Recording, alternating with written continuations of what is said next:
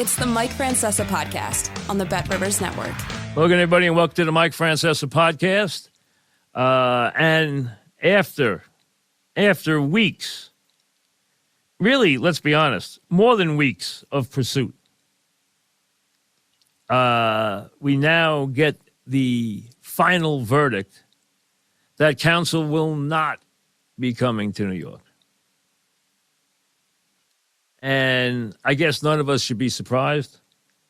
He hightailed it to the Cubs for the biggest contract in the history of baseball. 5 years and $40 million. Kudos to him. He had a lot of people after him. I'm sure the Mets thought, because this is what they always think, that they can just bring somebody to New York and, put the money on the table. And the next thing you know, hey, he's definitely going to say yes. He cannot in any way turn down the embarrassment of riches. Well, you know what? It doesn't seem to happen all that often, and it hasn't happened here. And as a matter of fact, since the Mets went and got Stearns, it seems they have handled everything that they have had to handle pretty poorly. They handled the Buck firing badly. They handled what happened to the general manager badly. And now they didn't handle the managerial pursuit all that swell either, since they didn't get the guy they wanted. And the idea is, when you have an owner who is the richest in baseball, you are supposed to be able to flex your financial muscles and get whatever you want. That is not the case. And it's not the case again here, because the Mets and everybody, it was a pretty bad secret that they want a Counsell, except one thing. Anybody you talk to, and I can tell you this, I played golf with Johnny Franco 2 weeks ago. Johnny's doing well. And we were talking, and I said to him, what do you think about the Met and situation with the management? He said to me, Counsell doesn't like New York. I can't see him coming to New York. He was dead on. He said, you know what? He's not a New York guy. I can't see him coming to New York. And he hit it right on the head. How come the Mets didn't realize that? How come guys who worked with him didn't realize that? And Johnny knew it, which he did, because he told me 2 weeks ago when we played golf. He said, you know what? He's not going to come here. He doesn't want any part of New York. He's not a New York guy. And you know what? The Mets should be happy that he didn't come, because if he doesn't want to be part of New York, and a lot of people don't want any part of New York. They don't want any part of the city life. They don't want any part of the pace of life. They don't want any part of how we live, and they don't want any part of the media. So let's be honest. And the scrutiny. So the Mets wind up surprising everybody and hiring Carlos Mendoza. Now, we've all seen Carlos Mendoza from a distance, because when you have the role he's had in recent years, all you're doing, unless you're traveling with the team, is seeing him from a distance. Or when Booney gets thrown out of the game. The bottom line is, we have to really wonder how this guy is going to do making this move. It's a real question mark. Nobody can tell me right now they know exactly what kind of manager Mendoza is going to be, because he's never been a manager. He's got no body of work. So we're going to see. Now, he obviously must have interviewed well. Cashman has made the statements in the past couple of years that he thought he would be a manager. He had publicly made those statements. He must have interviewed pretty well. He was a candidate for other jobs before this. So I'm sure he's a very representative, solid baseball guy. Does that mean he's going to be good at this job? No, not in the least. It also matters what the Mets want to carve out for a Mendoza, and your fear is probably right on target when you think, hey, this is going to be a manager that they are going to manage. This is not going to be a manager who is going to be able to manage things. in this day of enormous analytical interference, and with that becoming more and more the norm as the way organizations are run, it would seem that this would be exactly where they're headed again. Now, what kind of personality is he going to have here? Is he going to be Rojas? I don't know. The Mets have gone through so many managers since Terry Collins, and you know what? Terry Collins, everybody was so wrong about. When Terry Collins came here, all I heard about was what a nightmare it was going to be. How players hated him. How he was terrible with players. How he didn't know how to handle major leaguers. How he was, a guy who you couldn't move off a dime. How he was not an easy guy to get along with. And you know what? None of that turned out to be true. The guy was terrific. He was terrific with us on the air. He was one of the best guys I ever met off the air. He's as good a guy as I think I've ever met in baseball. I love the man. Okay? I'm friends with him to this day. I love Terry Collins. And he was great here. He wasn't good. He was great. And I think he did a terrific job. And I think he was a great guy in every way. I mean, I did events with him. He did events for me. I was around him with groups of people, and he was fantastic. So everything I heard was a complete lie. None of it was true. It was either an exaggeration or people didn't know what they were talking about. And you know what? Maybe he did change. He kind of admitted that he did. But the bottom line is he was great. And they haven't been able to hit on a manager since then.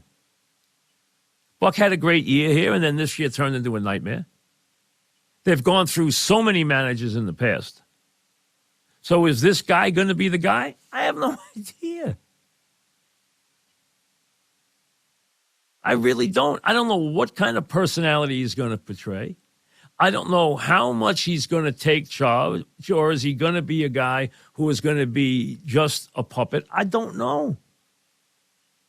I don't know how we will know. So it's just a wait and see. Now, that doesn't mean he's going to be a bad manager. It means we don't have any idea what kind of manager he's going to be. Maybe he's somebody who grows into the job. Maybe he's somebody who can handle New York. Or maybe he's somebody who has no personality and has no chance of handling New York. Surprising pick? Yes. Are Met fans kind of stunned? I think they are. I'm not sure. I think the Met fans got to a point where they wanted Counsell because everything that was that, hey, here's the object of the Mets' affection. The Mets wanted Stearns, and they wanted Counsell with them, and this is what their plan was, and now that was the way they were going to go forward, and this is the plan going forward, and they were going to build something together. And you know what? You would figure Stearns working with them would know what Johnny Franco knew, which was that he was never coming here.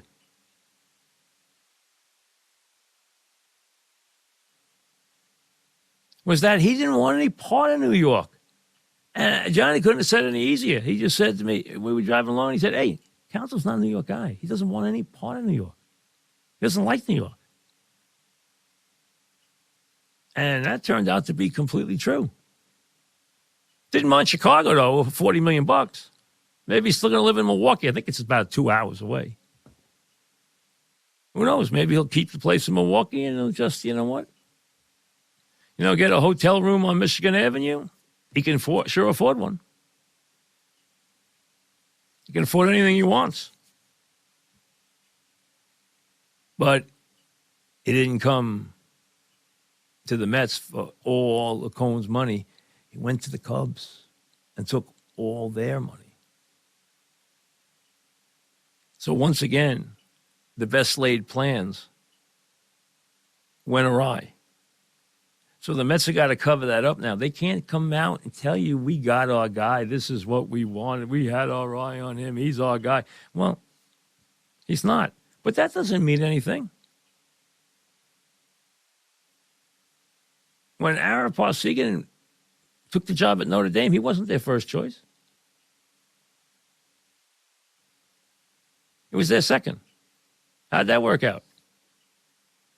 I can give you 1 million of those. Where they didn't want a guy, they got the second guy or the third guy, and the guy turned out to be great. So that doesn't mean it won't work. Maybe he's going to turn out to be Miller Huggins. Who the heck knows? But the idea that we do know, based on what his resume is, which is being a minor league ball player who made it as high as AAA, and someone who has been in the Yankee organization for a while and has been been on the Yankee bench, and that's going to be. Am I a little surprised they went the Yankee route for another manager? I am. Does that make it a bad thing? No.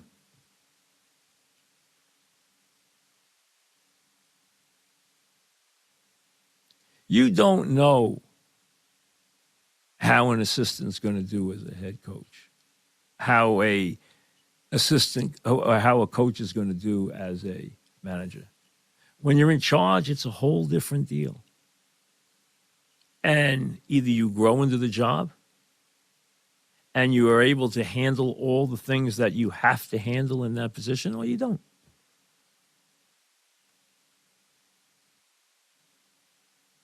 So is it a bit of a surprise? Yes. Do I think Met fans are a little befuddled? Well, the ones I've talked to, the ones in the family and the ones I talked to didn't like it because it's not what they were expecting. That doesn't make it bad, doesn't make it good. It really doesn't. We'll see. But when I ask what kind of personality he's got, which is the only thing I asked, because I don't really know him, what kind of personality does he have? And I was told, well, he's pretty quiet. That worries me. Because I think you need, in baseball especially, where you got to dance the dance with the media every day. Okay, and let's be honest. The way this works economically is you got to dance the dance with the media in the postgame. You got to dance the dance with SNY if you're the Mets guy. You got to dance the dance with the radio.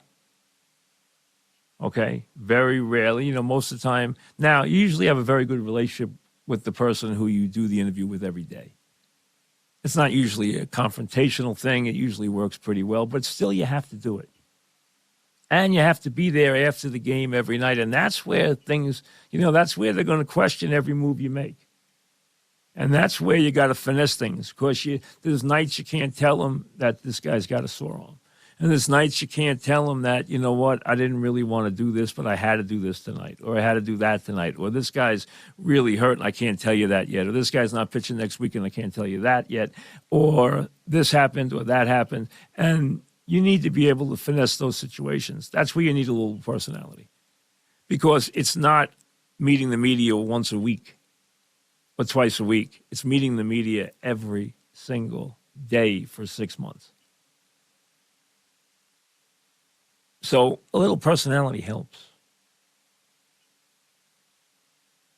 And I don't know whether he brings that or not. But again, what I would say is, remember Terry Collins? He was supposed to be a nightmare. And he turned out to be tremendous. Really. Likable. I thought did a terrific job. Players liked him. Any player I talked to liked him. In every way, I thought he was really good. I really did. And not in the easiest situations always either. So, you thought you were going to get Counsell, and instead, you're getting Mendoza.